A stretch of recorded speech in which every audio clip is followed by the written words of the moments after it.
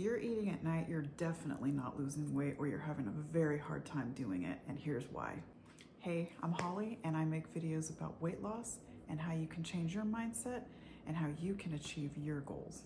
Go ahead and hit the like button, subscribe to me down below if you want to see more videos like this, and let's get going on this journey together. A recent Harvard study shows that eating late at night can make a significant difference in your hunger levels, the way the calories are burned after eating, and the way the fat is stored. This is all due to that wonderful hormone we've heard of called leptin. This is the one that signals satiety, and it was significantly decreased among participants who ate later. Losing weight is definitely more difficult when you adopt the practice of eating late at night. I hate to tell you that. It's just not a good habit to get into, and I am here to help you stop it so that you can lose the weight and move on from it. Use the following tips that have helped me personally lose almost 50 pounds in 5 months. And a couple of these I just adopted recently, and I used my scientific mind, thinking like a scientist, making data-driven decisions, which is what we should all be doing, not emotional-based ones. So let's get into it, and let me tell you what's worked for me and what can definitely work for you. Remember, I'm really big into logging food, logging your calorie deficit for the day. The best piece of advice I can give you for this is logging it as early in the day as possible. Have a plan for what you're going to eat. Start putting those things into the app, or whichever app you're using. Just logging it old school way in a notebook, that's totally fine too. Logging it as early in the day as possible so you get the big picture for the entire day, how many calories you have.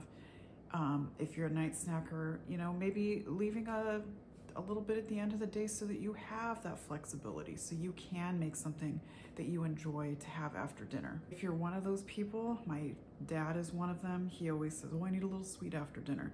Doesn't matter what they've eaten or how much of it, there's just something that they have to have that sweet. Luckily for myself, I'm not a sweet eater per se. I'm actually really not, and I don't have this problem. I hardly ever have dessert. I've kind of always been this way.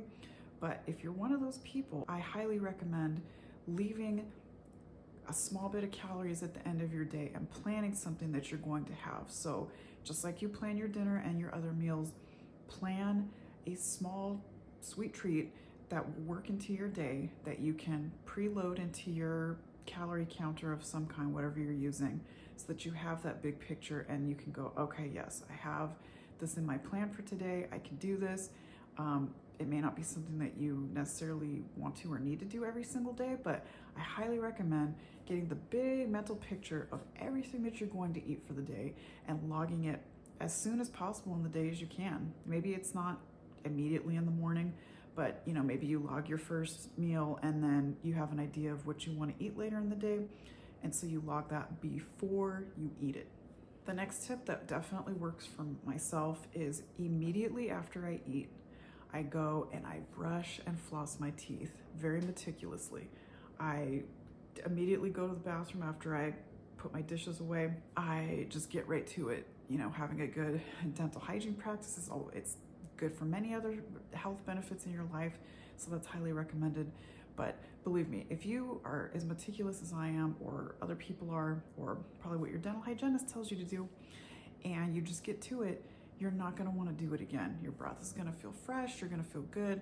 It's a signal to your brain, okay, kitchen's closed, food's done for the day. Another thing that can really help is drinking a warm cup of snuggly tea, some kind of a nighttime tea. This is personally my favorite. Anything from Taylor's of Harrogate, to be honest. But it's definitely something that can signal your brain, okay, it's time to relax. It's time to feel snuggly. You'll have a nice warm feeling in your belly. It fills your belly up with liquid, so you don't have that lingering, hungry, niggly-naggly feeling. And it's definitely not a bad thing, and it helps a lot of people sleep too, so highly recommend. Next point I want to make is to make sure that your dinner that you're logging is not full of empty calories or simple carbohydrates. I am definitely not a low-carb person, so you can throw that out the window if you're into keto, this and that, or you think the carbs are evil. This may not be the channel for you because I don't feel that way. Potatoes are the most satiating food on the planet. Let me say that again. White potatoes are the most satiating food on the planet. If you don't believe me, pause this video and go look it up on Google right now. Prove me wrong. Making sure we have fiber. Yes, the protein is important, but making sure we have fiber. Fiber is what fills us up. It's definitely, I would say, all the research that's out there, America is definitely fiber deficient. It's not the protein. Yes, protein's good and it does help fill us up, but it's the fiber that's the most important. And Americans, at the very least, probably the whole Western world, to be honest with you, needs to fill up on more fiber and not worry about the protein so much. This next tip is something that has helped me massively. Slowing down with your eating. And that could be easier said than done.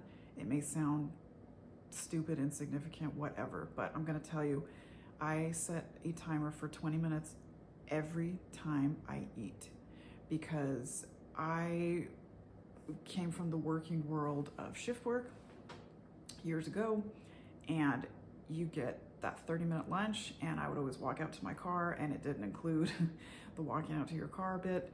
And so it was probably more like a 15 or 20-minute lunch, and you were just slogging the food in as fast as you could. I did that for 13 years, and it's taking me quite a while to slow that down. So I just recommend setting a timer on your phone, whatever, if you have Alexa or any of those kind of things, setting a timer on there and taking your time. Enjoy the food. Make it a whole experience. You know, if you want to light candles and have candles out while you're having dinner, you know, put your ice water in a special wine glass or a champagne flute, whatever. If you have sparkling water, make it a whole experience. Sit down. When you take a bite of food, really truly enjoy the food. Taste the food. Think about what you're eating. Think how grateful I am that I have this, that I was able to afford this food, that I have fresh, delicious, healthy food in my pantry, my refrigerator, and my freezer. Just make it an entire experience. And when you go to take a bite, set your fork down and enjoy that bite of food before you go looking around in your bowl for the next thing to eat. Just really sit and enjoy your food, and believe me, it's going to help massively. There are many times where I go well beyond the 20-minute timer, which is shocking to me. I never thought I would get to that, but it's still a work in progress. So setting the timer, having that, reminder to me that I need to slow down, take my time, and really truly enjoy what I'm eating and being grateful for it has helped me immensely. The final tip that I have, and something that I've started to do more recently and more of, is to drink water. And I'm not gonna tell you how much water to drink, because I feel that everybody's different. For me, I'm starting out with 2 liters minimum for the day, which is honestly not that much. Really, it's a good amount. It's a good place to start. If you need to start lower, like if you're one of those people that just hardly drinks anything, start with 1 liter, 1,000 milliliters, which sounds like a lot, but it's really not. Those of you that are soda drinkers, a 2-liter bottle of soda, just drink that. I know some people go crazy and they drink a gallon a day or some whatever. I can't do that. There are plenty of places on the internet for you to go to. Just do a quick Google search, try and find something that's realistic for you, or like I said, set a baseline, 1 liter, 2 liter, what have you. I know a lot of people do much more. You can work up to that. I don't think you should go crazy. Speaking from experience of someone who has a parent with kidney disease, the nephrologist will say, oh, just drink until your urine is clear. That's a good indicator for sure, absolutely. But I've been doing the 2 liters now for about a week, and I can tell you that my satiation has changed drastically. I don't feel hungry as soon as I used to before eating a meal. So it's definitely helped me a lot. And like I said, I'm just speaking from my experience. And there's lots of studies and things that have been done that drinking water will definitely help if you need to feel more full. So I'm not saying to just drink water and not eat. I'm not saying that at all. I'm just saying to up your water intake in whatever shape or form that is right now.